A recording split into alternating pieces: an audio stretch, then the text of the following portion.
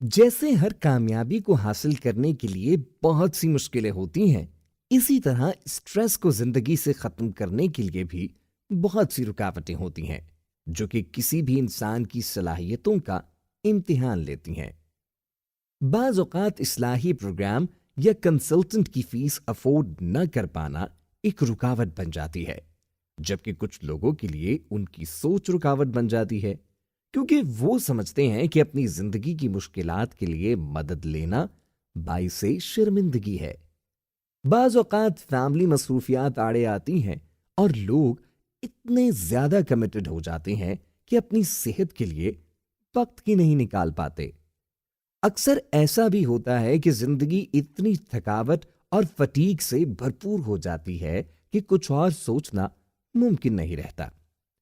Family structure میں مدد میسر نہ ہونا بھی ایک اہم مسئلہ ہے جو کہ اکثر خواتین یا بچوں کو درپیش ہوتا ہے۔ ایسے کیسز میں خاندان کی مدد کے بغیر اس شخص کا صحیح ہونا مشکل ہو جاتا ہے۔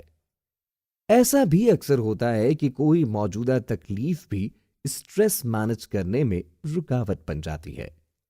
اسی طرح کچھ لوگ دوسرے لوگوں کو اپنی اسٹریس مینجمنٹ میں بہت بڑی رکاوٹ سمجھتے ہیں۔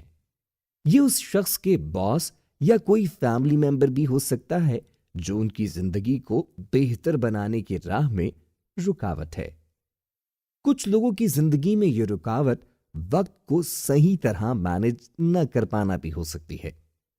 کام کی مصروفیات اور صحیح ماحول کا نہ مل پانا ایسے لوگوں کی مشکلات کو بڑھا سکتا ہے، اور ایسے لوگوں کی لوکیشن بھی ان کے لیے مسئلہ ہو سکتی ہے، کیونکہ شہر اور دور پار کی جگہوں کی سہولیات اور مواقع میں فرق ہوتا ہے۔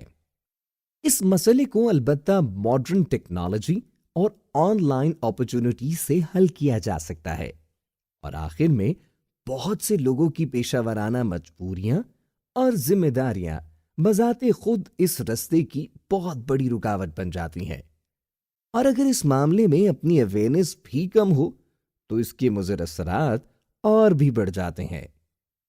اسٹریس کی تمام ممکنہ پہلوؤں پر غور کرنے کے لیے یہ چند اشارے ہیں جو کہ ہماری نشاندہی کرتے ہیں کہ ہمیں کن کن چیزوں سے محتاط رہنا چاہیے۔ اسی ضمن میں ایک چھوٹا سا اسکیل اسکرین پر درج ہے جو ہمارے سے متعلق رکاوٹوں کی طرف ہماری نشاندہی کر سکتا ہے۔ اس سے ہمیں یہ معلوم ہو سکتا ہے کہ ہماری زندگی کی کیا کیا چیزیں ہیں جو ہماری زندگی بہتر بنانے کے اس سفر کی رفتار پر اثر انداز ہو سکتی ہیں۔ آخر میں ایک اور کانسیپٹ کی درستگی ضروری ہے۔ تمام اسٹریس بری نہیں ہوتی۔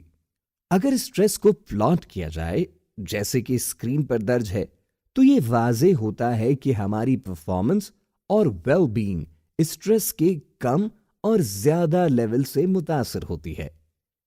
تحقیق کے مطابق اسٹریس کا زیادہ ہونا تھکاوٹ اور فٹیگ، جبکہ اسٹریس کا کم ہونا بوریت اور فرسٹریشن کا باعث بنتا ہے۔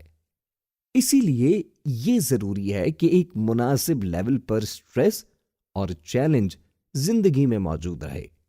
یہ ہماری ذاتی ایفیشنسی اور ویل بینگ کے لیے بہت ضروری ہے۔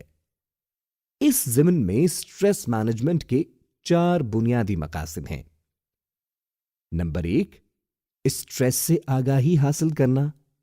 نمبر 2، اسٹریس کے کم اور زیادہ دونوں لیول سے بچنا۔ نمبر 3، دوسروں کی اسٹریس کے بارے میں مدد کرنا۔ نمبر 4، اپنی اور دوسروں کی زندگی میں ایک مناسب مقدار میں چیلنج اور اسٹریس کو پروموٹ کرنا۔